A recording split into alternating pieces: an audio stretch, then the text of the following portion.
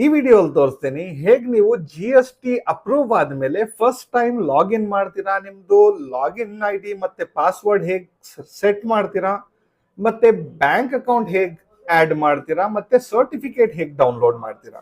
Friends, video ಶುರು ಮಾಡೋಕ್ಕಿಂತ ಮುಂಚೆ ನೀವೇನಾದ್ರೂ ಪ್ರೊಫೆಷನಲ್ಸ್ ಹತ್ರ ಏನಾದ್ರು GST registration, food licence, monthly filing, Udyam registration ಏನಾದ್ರು ಮಾಡಿಸ್ಬೇಕಂದ್ರೆ ಡಿಸ್ಕ್ರಿಪ್ಷನ್ ಅಲ್ಲಿ ನಂಬರ್ ಕೊಟ್ಟಿದ್ದೀನಿ, ಅಲ್ಲಿ ಕಾಲ್ ಮಾಡಿ ನೀವು ಡೀಟೇಲ್ಸ್ ತಗೊಬಹುದು. ಸೊ ಇವಾಗ ನಾವು ಓಪನ್ ಮಾಡ್ಕೊಂಡಿದೀವಿ gst.gov.in. ಇಲ್ಲಿ ನಾವು ಲಾಗಿನ್ ಮೇಲೆ ಕ್ಲಿಕ್ ಮಾಡ್ತೀವಿ. ಇಲ್ಲಿ ಇದೆ ನೋಡಿ, first time login. Okay, first time ನಿಮ್ದು GST ಅಪ್ರೂವ್ ಆದ್ಮೇಲೆ ನೀವು ಫಸ್ಟ್ ಟೈಮ್ ನಿಮ್ಗೆ ಲಾಗಿನ್ ID ಪಾಸ್ವರ್ಡ್ ಬರುತ್ತಲ್ಲ ನಿಮ್ಗೆ ಮೇಲ್ ಅಲ್ಲಿ, ಅದು ಬಂದ್ಮೇಲೆ ಇಲ್ಲಿ ಕ್ಲಿಕ್ ಮಾಡಬೇಕು. ಕ್ಲಿಕ್ ಹೇರ್ ಮೇಲೆ ಸೊ ಇಲ್ಲಿ ನಿಮ್ದು GST ನಂಬರ್ ಹಾಕ್ತೀರಾ ಫಸ್ಟ್, ಆಮೇಲೆ ಪಾಸ್ವರ್ಡ್ ಹಾಕ್ತೀರಾ, ಇಲ್ಲಿ ಕ್ಯಾಪ್ಚಾ ಹಾಕ್ತೀರಾ, ಲಾಗಿನ್ ಮೇಲೆ ಕ್ಲಿಕ್ ಮಾಡ್ತೀರಾ. ಒಂದ್ ಮಾತು ನೆನಪಿಟ್ಕೊಳ್ಳಿ, ನಿಮ್ದು GST ಅಪ್ರೂವ್ ಆದ್ಮೇಲೆ ನಿಮ್ಗೆ ಒಂದು ಮೇಲ್ ಬಂದಿರುತ್ತೆ. ಮೇಲ್ ಅಲ್ಲಿ ನಿಮ್ದು ಲಾಗಿನ್ ಕ್ರೆಡೆನ್ಶಿಯಲ್ಸ್ ಇರುತ್ತೆ, ಯೂಸರ್ ನೇಮ್ ಮತ್ತೆ ಪಾಸ್ವರ್ಡ್. ಅದೇ ಯೂಸರ್ ನೇಮ್ ಪಾಸ್ವರ್ಡ್ ಇಲ್ಲಿ ನೀವು ಹಾಕಿ ಒನ್ ಟೈಮ್ಗೆ ನೀವು ಲಾಗಿನ್ ಮಾಡಬಹುದು. ಆಮೇಲೆ ಒಂದ್ಸತಿ ಲಾಗಿನ್ ಮಾಡಿದ್ಮೇಲೆ ನೀವು ಪಾಸ್ವರ್ಡ್ ರೀಸೆಟ್ ಮಾಡಬೇಕು ನಿಮ್ದು. ಓಕೆ, ಸೊ ಇಲ್ಲಿ ಕ್ಯಾಪ್ಚಾ ಎಂಟರ್ ಮಾಡಿದ್ಮೇಲೆ ಲಾಗಿನ್ ಮೇಲೆ ಕ್ಲಿಕ್ ಮಾಡ್ತೀರಾ. ಸೊ ಇಲ್ಲಿ ನೀವು ನಿಮ್ದು ಹೊಸ ಯೂಸರ್ ನೇಮ್ ಮತ್ತೆ ಪಾಸ್ವರ್ಡ್ ನೀವು ಸೆಟ್ ಮಾಡಬೇಕು. ಇಲ್ಲಿ ಯೂಸರ್ ನೇಮ್ ಹಾಕ್ತೀರಾ, ಇಲ್ಲಿ ಪಾಸ್ವರ್ಡ್ ಹಾಕ್ತೀರಾ, ಇಲ್ಲಿ ಅದೇ ಸೇಮ್ ಪಾಸ್ವರ್ಡ್ ರೀ ಎಂಟರ್ ಮಾಡ್ತೀರಾ, ಸಬ್ಮಿಟ್ ಮಾಡ್ತೀರಾ. ಯಾವಾಗಲೂ ಯೂಸರ್ ನೇಮ್ ಪಾಸ್ವರ್ಡ್ ಯೂಸ್ ಮಾಡೋ ಟೈಮಲ್ಲಿ ನೀವು ಸ್ಮಾಲ್ ಲೆಟರ್ಸ್, ಬಿಗ್ ಲೆಟರ್ಸ್, ಮತ್ತೆ ನಂಬರ್ಸ್ ಮತ್ತೆ ಸ್ಪೆಷಲ್ ಕ್ಯಾರೆಕ್ಟರ್ಸ್ ಯೂಸ್ ಮಾಡಬೇಕು. ನೀವು ಅದು ಯೂಸ್ ಮಾಡದೆ ಯಾವಾಗಲೂ ಪಾಸ್ವರ್ಡ್ ಸೆಟ್ ಮಾಡಬೇಡಿ. Okay, so user name password ಹಾಕಿದ್ಮೇಲೆ ಸಬ್ಮಿಟ್ ಮೇಲೆ ಕ್ಲಿಕ್ ಮಾಡ್ತೀರಾ. ಸೊ ನೋಡಿ, ನಿಮ್ದು user name password okay successfully created. So ಇವಾಗ ನೀವು ನಿಮ್ದು ಹೊಸ ಯೂಸರ್ ನೇಮ್ ಪಾಸ್ವರ್ಡ್ ಹಾಕಿ ಲಾಗಿನ್ ಮಾಡಬೇಕು. ಸೊ ಹೊಸ ಯೂಸರ್ ನೇಮ್ ಹಾಕೊಂತೀವಿ ಇಲ್ಲಿ. ಸೊ ಇಲ್ಲಿ ಕ್ಯಾಪ್ಚಾ ಹಾಕೊಂತೀವಿ, ಆಮೇಲೆ ಲಾಗಿನ್ ಮೇಲೆ ಕ್ಲಿಕ್ ಮಾಡ್ತೀವಿ. ಸೊ ಇಲ್ಲಿ ಲಾಗಿನ್ ಮಾಡಿದ ತಕ್ಷಣ ಇಲ್ಲಿ ನಿಮ್ಗೆ ಒಂದು ಕೇಳ್ತಾ ಇದೆ, if you are supplying GTA service and would like to pay tax under forward charge in the current financial year.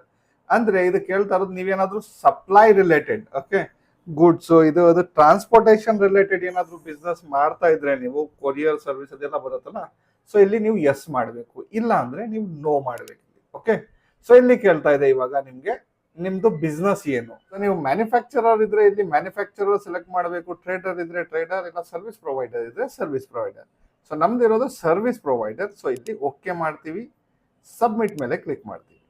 So ಇವಾಗ ಕೇಳ್ತಾ ಇದೆ ನಿಮ್ದು ಬ್ಯಾಂಕ್ ಡೀಟೇಲ್ಸ್ ಆಡ್ ಮಾಡಿ ಅಂತ. ಓಕೆ, ಇಲ್ಲಿ ಇವಾಗ ನಿಮ್ದು ಏನ್ ಮಾಡಬೇಕು, ಬ್ಯಾಂಕ್ ಅಕೌಂಟ್ ನೋಡಿ, kindly update your bank account details with in 45 days. ಇಲ್ಲಿ ನೀವು 45 ಡೇಸ್ ಒಳಗಡೆ ನೀವು ಬ್ಯಾಂಕ್ ಡೀಟೇಲ್ಸ್ ಆಡ್ ಮಾಡಬಹುದು. ನಿಮ್ದು ಪರ್ಸನಲ್ ಅಕೌಂಟ್ ಇದೆ, ನಿಮ್ದು ಕರೆಂಟ್ ಅಕೌಂಟ್ ಏನೋ ತಗೊಳ್ತಾ ಇಲ್ಲ ಅಂದ್ರೆ ನೀವು ಇವಾಗಲೇ ಬ್ಯಾಂಕ್ ಅಕೌಂಟ್ ಡೀಟೇಲ್ಸ್ ಆಡ್ ಮಾಡಬಹುದು. ಓಕೆ, ಪರ್ಸನಲ್ ಅಕೌಂಟ್ ಆಡ್ ಮಾಡಬಹುದು. ಇಲ್ಲ ನೀವು ಕರೆಂಟ್ ಅಕೌಂಟ್ ತಗೊಳ್ತಾ ಇದ್ದೀರಾ ಅಂದ್ರೆ ನಿಮ್ದು GST ಸರ್ಟಿಫಿಕೇಟ್ ಡೌನ್ಲೋಡ್ ಮಾಡಿಕೊಂಡು ನೀವು ಬ್ಯಾಂಕ್ ಹೋಗಿ ಅಕೌಂಟ್ ಓಪನ್ ಮಾಡಬೇಕು. ಓಪನ್ ಮಾಡಿದ್ಮೇಲೆ ನೀವು ಇಲ್ಲಿ ಡೀಟೇಲ್ಸ್ ಫಿಲ್ ಮಾಡಬೇಕು. ಓಕೆ, ಸೊ ನಿಮ್ಮ ಹತ್ರ 45 ಡೇಸ್ ಟೈಮ್ ಇರುತ್ತೆ ಕರೆಂಟ್ ಅಕೌಂಟ್ ಅಪ್ಡೇಟ್ ಮಾಡ್ತಾ ಇದ್ರೆ. ಸೊ ಇವಾಗ ನಾವು ಪರ್ಸನಲ್ ಅಕೌಂಟ್ ಆಡ್ ಮಾಡ್ತಾ ಇದೀವಿ. ಸೊ ಅದಕ್ಕೋಸ್ಕರ ಇಲ್ಲಿ ನಾವು ಇವಾಗ ಡೈರೆಕ್ಟ್ ಆಗಿ ಬ್ಯಾಂಕ್ ಅಕೌಂಟ್ ಡೀಟೇಲ್ಸ್ ಆಡ್ ಮಾಡ್ತೀನಿ. ಫೈಲ್ ಅಮೆಂಡ್ಮೆಂಟ್ ಮೇಲೆ ಕ್ಲಿಕ್ ಮಾಡೋಣ. ಸೊ ನೋಡಿ, ಇಲ್ಲಿ ಡೀಟೇಲ್ಸ್ ಬಂದಿದೆ. ಇಲ್ಲಿ ನಾವು ಹೋಗ್ತೀವಿ ಬ್ಯಾಂಕ್ ಅಕೌಂಟ್ಸ್ಗೆ, ಇಲ್ಲಿ ಕ್ಲಿಕ್ ಮಾಡೋಣ. ಸೊ ಇಲ್ಲಿ ನೋಡಿ, ಇಲ್ಲಿದೆ ನಿಮ್ದು 1 ಅಂತ ಸೆಲೆಕ್ಟ್ ಮಾಡ್ತೀವಿ, ಇಲ್ಲಿ ಕ್ಲಿಕ್ ಮಾಡಿ. ಓಕೆ, ಆಡ್ ನ್ಯೂ ಮೇಲೆ ಕ್ಲಿಕ್ ಮಾಡಿ. ಇಲ್ಲಿ ಅಕೌಂಟ್ ನಂಬರ್ ಹಾಕ್ತೀರಾ, ಇಲ್ಲಿ ನಿಮ್ದು ಟೈಪ್ ಸೆಲೆಕ್ಟ್ ಮಾಡ್ತೀರಾ, ಇಲ್ಲಿ IFSC ಕೋಡ್ ಹಾಕ್ತೀರಾ, ನೀವು ಗೆಟ್ ಅಡ್ರೆಸ್ ಮೇಲೆ ಕ್ಲಿಕ್ ಮಾಡ್ತೀರಾ. ನೋಡಿ, ಇಲ್ಲಿ ಬ್ಯಾಂಕ್ ಡೀಟೇಲ್ಸ್ ಬಂತು. ಓಕೆ, ಇಲ್ಲಿ ವ್ಯಾಲಿಡೇಟ್ ಅಕೌಂಟ್ ಡೀಟೇಲ್ಸ್ ಮೇಲೆ ಕ್ಲಿಕ್ ಮಾಡ್ತೀರಾ. ಸೊ ಬ್ಯಾಂಕ್ ರಿಲೇಟೆಡ್ ಡಾಕ್ಯುಮೆಂಟ್ಸ್ ನೀವು ಇಲ್ಲಿ ಯಾವ್ದಾದ್ರು ಒಂದು ಸಬ್ಮಿಟ್ ಮಾಡಬೇಕು. ಒಂದು ಬ್ಯಾಂಕ್ ಸ್ಟೇಟ್ಮೆಂಟ್ ಇರ್ಬೋದು, ಇಲ್ಲ ಕ್ಯಾನ್ಸಲ್ ಚೆಕ್ ಇರ್ಬೋದು with have name of taxpayer. Okay, ಅದಕ್ಕೆ ಕೊಡ್ಬೋದು, ಇಲ್ಲಾಂದ್ರೆ bank passbook first page copy ಕೊಡ್ಬೋದು. ಇಲ್ಲಿ bank passbook first page copy ಕೊಡ್ತಾ ಇದ್ದೀನಿ ನಾನು. ಸೊ ಇಲ್ಲಿ ಚೂಸ್ ಮೇಲೆ ಕ್ಲಿಕ್ ಮಾಡ್ತೀನಿ. ಸೊ ಇಲ್ಲಿ ಪಾಸ್ಬುಕ್ ಮೇಲೆ ಕ್ಲಿಕ್ ಮಾಡ್ತೀನಿ. ಓಕೆ, ಸೊ ನೋಡಿ, ಇಲ್ಲಿ ಅಪ್ಲೋಡ್ ಆಗ್ತಾ ಇದೆ. ಸೊ ಇಲ್ಲಿ first page of bank passbook upload ಆಯ್ತು. ಇಲ್ಲಿ ಸೇವ್ ಅಂಡ್ ಕಂಟಿನ್ಯೂ ಮೇಲೆ ಕ್ಲಿಕ್ ಮಾಡ್ತೀನಿ. ಸೊ ನೋಡಿ, ಇಲ್ಲಿ ಡೀಟೇಲ್ಸ್ ಆಡ್ ಆಯ್ತು. ಇಲ್ಲಿ ಕಂಟಿನ್ಯೂ. ಸೊ ಇಲ್ಲಿ ಸೇವ್ ಅಂಡ್ ಕಂಟಿನ್ಯೂ. ಸೊ ಇಲ್ಲಿ ನಿಮ್ದು ಇಲ್ಲಿ ಬಾಕ್ಸ್ ಚೆಕ್ ಮಾಡ್ತೀರಾ, ಇಲ್ಲಿ ಅಥರೈಸ್ ಸಿಗ್ನೇಟರಿ ಚೆಕ್ ಸೆಲೆಕ್ಟ್ ಮಾಡ್ತೀರಾ. ಇಲ್ಲಿ ಇವ್ರದ್ದು ಯಾವ್ದಿದೆ ಸೊ ಇಲ್ಲಿ ನಿಮ್ದು ಪ್ಲೇಸ್ ಸೆಲೆಕ್ಟ್ ಮಾಡ್ತೀರಾ, ನೀವು ಕರ್ನಾಟಕ ಆಗ್ಬೋದು, ಇಲ್ಲ ನಿಮ್ದು ಸಿಟಿ ಹೆಸರು ಹಾಕ್ಬೋದು, ವಾಟ್ ಎವರ್ ಹಾಕ್ಬಿಟ್ಟು ಇಲ್ಲಿ ಸಬ್ಮಿಟ್ ವಿತ್ EVC ಮೇಲೆ ಕ್ಲಿಕ್ ಮಾಡ್ತೀರಾ. ಸೊ ಒಂದು OTP ಹೋಗಿರುತ್ತೆ ನಿಮ್ದು ರಿಜಿಸ್ಟರ್ಡ್ ಮೊಬೈಲ್ ನಂಬರ್ ಇಮೇಲ್ ಐಡಿಗೆ, ಅದಿಲ್ಲಿ ಹಾಕ್ಬೇಕು ನೀವು ಯಾವ್ದಾದ್ರು ಒಂದು OTP.